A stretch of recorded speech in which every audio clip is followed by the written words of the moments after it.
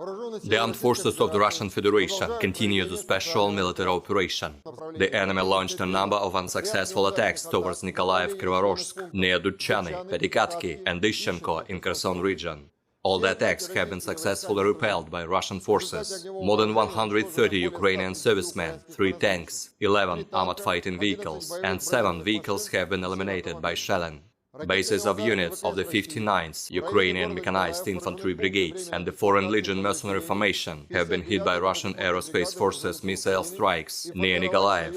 The enemy losses were over 170 servicemen and fighters, 4 armored combat vehicles, 3 pickup trucks and 6 vehicles. In total, 322 airplanes and 161 helicopters, 2,226 unmanned aerial vehicles, 380 air defense missile systems, 5,753 tanks and other armored combat vehicles, 869 combat vehicles equipped with MRLS, 3,473 field artillery cannons and motors, as well as 6,560 units of special military vehicles have been destroyed during the special military operation.